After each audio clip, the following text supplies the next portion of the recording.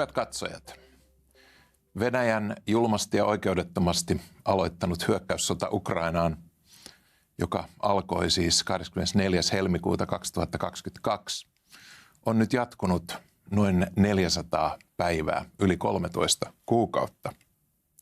Presidentti Putinin käynnistämä erikoisoperaatio, niin kuin hän on tuota hanketta kutsunut, on ollut Ukrainalle ja ukrainalaisille suuri tragedia. Jopa 100 000 ukrainalaista sotilasta on joko haavoittunut tai kuollut, ja sen lisäksi yli 8 000 siviiliä on kuollut ja yli 11 000 haavoittunut näissä hyökkäyksissä, joista hyvin suuri osa on kohdistunut siviilikohteisiin. Kiovan kauppakorkeakoulu arvioi, että vuoden 2022 loppuun mennessä Venäjä on tuhannut noin 150 000 kotia ja Ukrainan jälleenrakennuksen hinta arvioitiin vuodenvaihteessa 130 miljardiin euroon. Sodan alkaessa helmikuussa 2022 Ukrainassa asui noin 43 miljoonaa asukasta, joista tähän mennessä on paennut maasta yli 8 miljoonaa, pääasiassa naisia ja lapsia. Suurin osa heistä on päätynyt Keski-Eurooppaan, mutta meille tänne Suomeen heitä on saapunut yli 50 000. Tapasin Ukrainan suurlähettilään Olga Dibrovan ensimmäisen kerran Suomen kansallisella rukousaamiaisella maaliskuussa 2022. Ja silloin hän lupasi antaa haastattelun TV7 heti kun hänellä on aikaa. Ja nyt olemme saaneet hänet studioon. Madam Ambassador, welcome to TV7. Thank you very much. It's a pleasure to be here. Where were you when Russia attacked Ukraine on February 24, 2022? I was here in Helsinki, in there, in the Ukrainian embassy compound. I was ambassador already for a little bit more than 1 year, but it was a very extraordinary year because of pandemic, and the diplomatic life was very slow, very quiet. One horrible phone call woke us up. It started, and that's how we learned. What were your first thoughts and actions when you had this phone call? Thoughts and actions were the only possible ones: to go to work immediately, to go to the embassy. So I wrote a message to our embassy staff group. The war started. Everyone come to the embassy. And already slightly after 5 o'clock in the morning, we were all in the embassy and all started to work. Was the attack a total surprise for you? Did you believe that it could happen? Not at the scale that it happened. Of course, there were a lot of discussions whether Russia will attack or not. And there was a tremendous pressure in the air that something terrifying can happen. But I think it's a tendency of all people to believe in the best scenario. And we all believed that maybe it can be avoided, because it is such a madness to think that a war, a hardware war, can erupt in the middle of Europe in the 21st century. So yes, we were surprised, and we were surprised with the scale and with the level of cruelty that this war brought. And I think we were, and we are now, very shocked that this war is aimed against civilians mainly. Right. Let's discuss the war in more detail in a minute, but let's first talk about your life as a top diplomat. How did you end up as a diplomat? Well, maybe it is something that was brought to my mind by my mom, who was very fond of diplomacy. Just she's an engineer, but maybe as a hobby. And also my grandparents, my grandfather, who was following political developments very closely all the time. But I'm from the family of engineers, so nothing to do with their real profession. And one crucial development that happened in my life, that my last year of high school I spent in the United States. I won a competition organized by the United States Information Agency and supported by Congress for the school students of the former Soviet Union republics, and I won that competition, and I spent 1 year as an exchange student in the United States. At the end, we had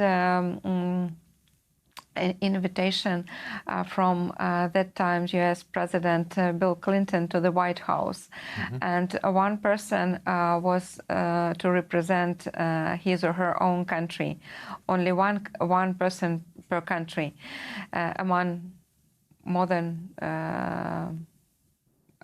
close to 200 students. And I was chosen to represent Ukraine, and I think it was something like a milestone, something that influenced me very much at that time. So you started on the top. Yes, it seems like that. Seems like that. It was my first communication with the president. I was struck how accessible presidents can be. And yes, and then I think that international affairs is something that I would like to do. But also then this feeling of mission that I can be a part of something big, for the whole country, for all the people in the country, and also this feeling of responsibility that I felt when I was preparing for the visit in White House, that it is me who represents the whole country, right. And everyone would look at me and think how Ukraine is. Right. So you came to Helsinki about 3 years ago.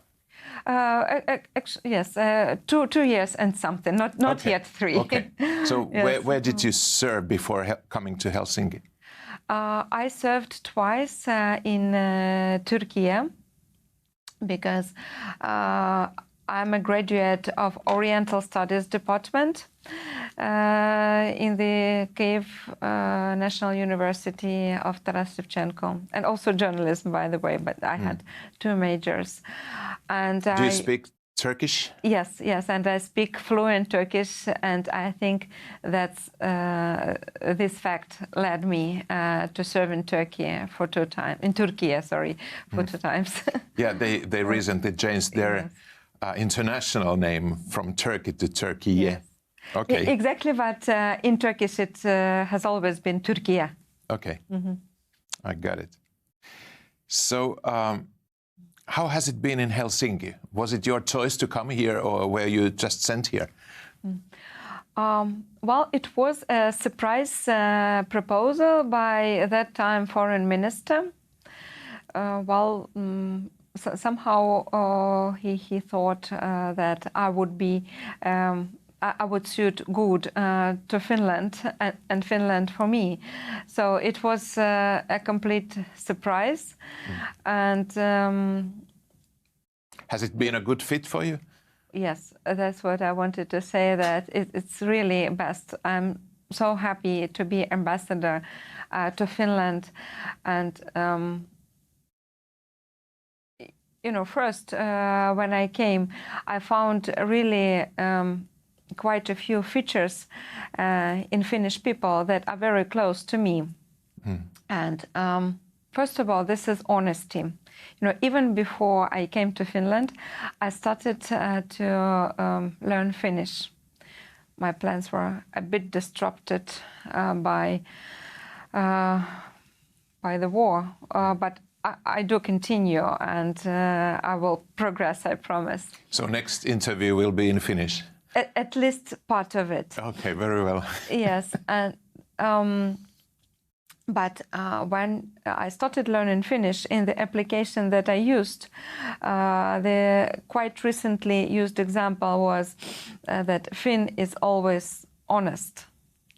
And honesty is something that I think is crucial. And I was happy to appear among people for whom honesty is also so important. Then I liked about Finland that people try to be really close to nature. And I love it in Kulosaari, where our embassy is. When we have a hare, we have a squirrel, we have a fox, then we have geese in summer. And Korkeasaari is next to you. And Korkeasaari is next to us, yes. Right. But believe it or not, I haven't had time to visit yet. Okay. All right. As your Facebook friend, I've been able to follow you, and I have seen how busy you have been. You've been traveling almost every day somewhere, or being in a media, in TV, or giving interviews to newspapers. So, how Finland has been for you around? You've been traveling around the country. Almost every week you are somewhere. Yes, I am so amazed and touched by the support of the Finnish people. Of course, history repeats itself in a difficult way for Finland in 1939 and for Ukraine now. But it will also repeat in a good way. I think we can follow Finland's example, how it made a breakthrough it is in its development, how it was taking care of its security, and after how it became the member of the European Union and now NATO almost.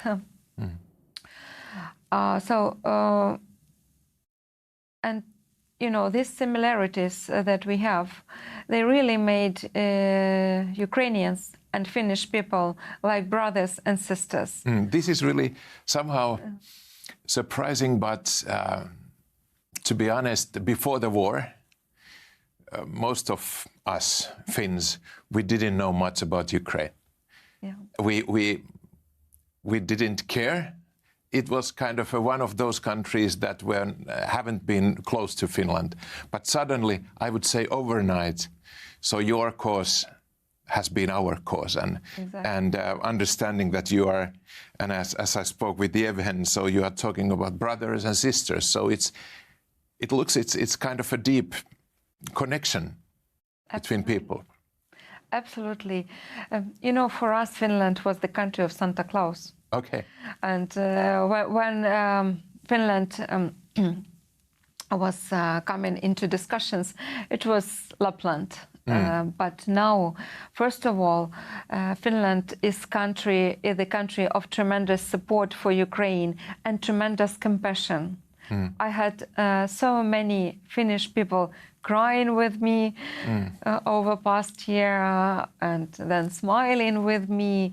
I think it means a lot, and it's worth a lot to have such a synergy, such a how can I say soul-to-soul dialogue between people. Right. So, have you been surprised about the support of the Finnish government, all financial support, military support, what Finland has given to Ukraine? Has it been a surprise, and what do you think about it if you compare it to other countries in Europe? I think the support that came from the Finnish leadership and Finnish government was quite logical because the support by the people was so huge that, of course, government assistance should reflect the support of people. And Finland is real democracy. And in the Ukrainian case, we really feel how this democracy is in function. That's why government and president, they truly took courageous decision to provide defense assistance to Ukraine in a very short time, really in days and in weeks for more hardware. So I found it quite logical, but it was very, very important that this support was from really the very first days and even hours when Russia attacked us.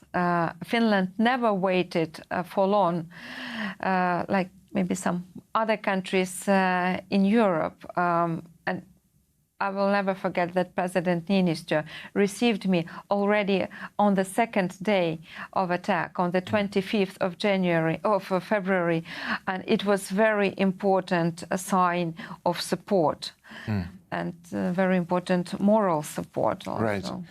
Is there something more we could do as individuals or as a nation for Ukraine? Not talking about hornets at this point, but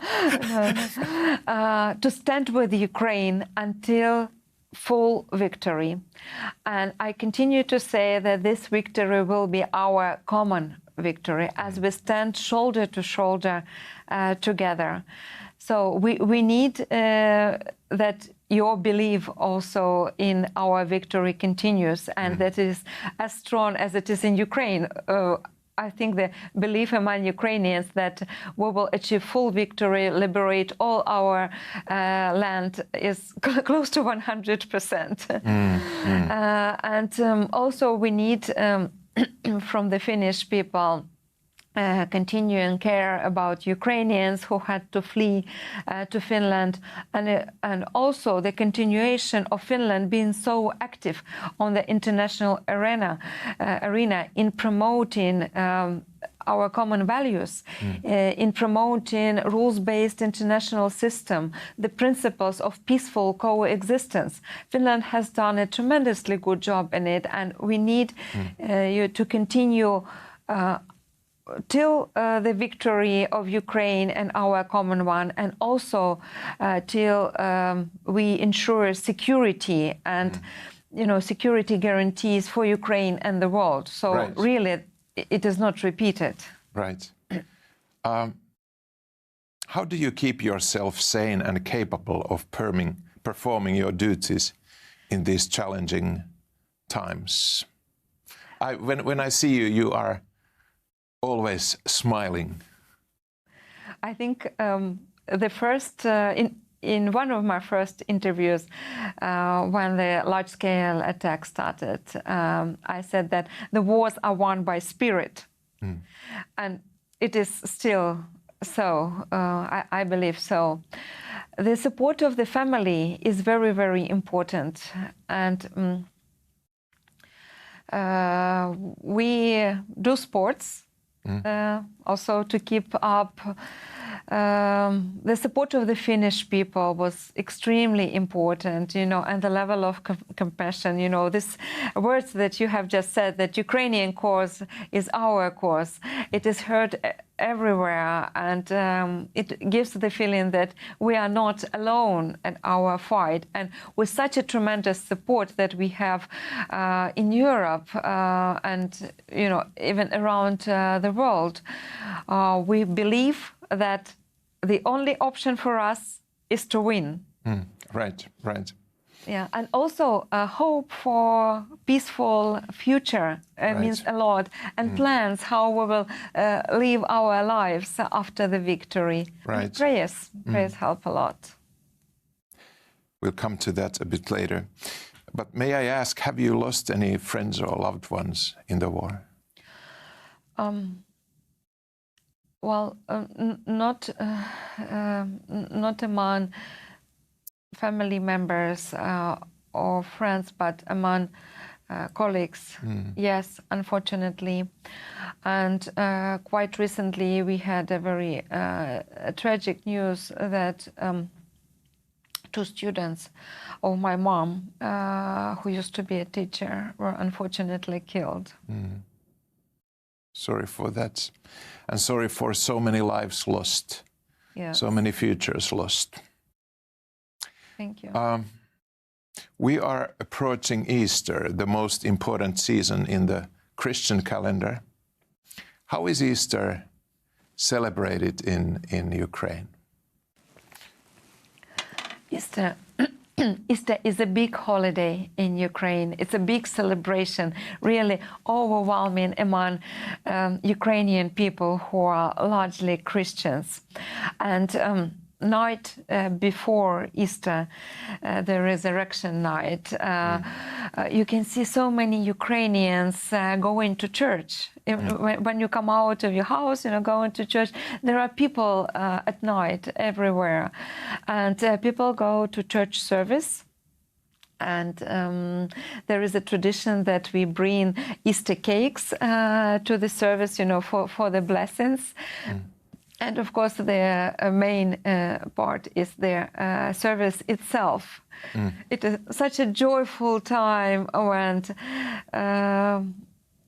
all the people everywhere, they in one voice they say, Christ has risen. And this is the greeting between people for at least several days after Easter. So you brought 2 Ukrainian eggs, Easter eggs here. Yes. What do they tell us? This is one of the traditions among Ukrainians to paint eggs.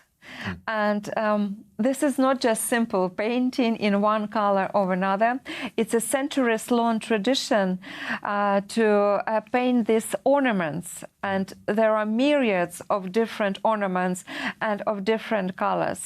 I brought 2, let's say, wooden sculptures of Eastern eggs, and they are painted in the traditions of my home region, Dnipro region, which is home to UNESCO heritage, non-material heritage, is Petrikivka.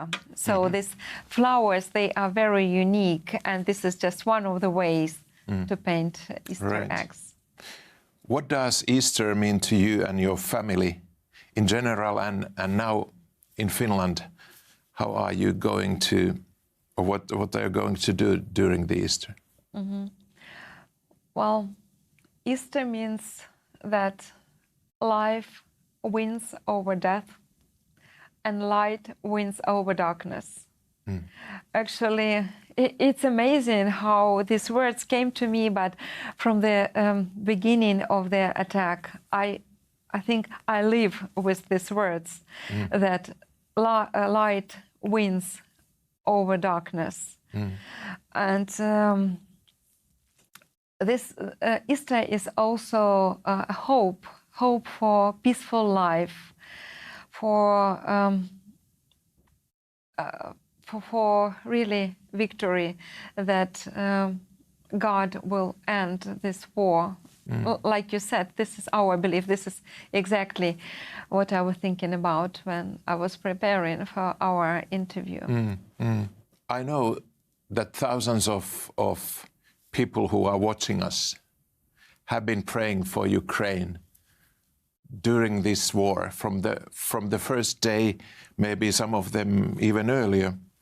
What would you like to say to our viewers, Christians and believers who are praying for you? I want to say, please continue your prayers. It is really God who can stop the war and who helps Ukraine from the very beginning of this horrible, cruel, and very tragic attack. And we in Ukraine, we fight truly for Christian values, for the love for the neighbor, for compassion, for the good, for sacrifice, and for kindness, for peace among people. Although we were forced to fight for peace with weapons, it is peace that we want among people and in our hearts. So stand with us. Prayers are very important. You know, prayers do not recognize any borders. And we will defend the good. Yeah, I didn't expect this to be that moving moment for me here. But maybe the last question as the time goes. What is your personal prayer during Easter? Personal prayer is for miracle, for miracle. And after the attack started, it is miracle that helped Ukraine to stand and to survive. Right. And we all have wishes for our personal miracles. And I wish all the people that they come true. Right. And my prayer is truly for peace. Right. This is more than just a word. This is a feeling. Right. And it's end of fights on the battlefield.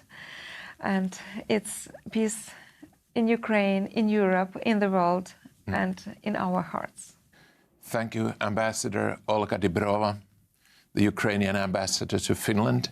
Thank you for joining us at TV7, and we also pray that your miracle will happen sooner than later. Thank you for joining. Kiitos paljon. Thank you.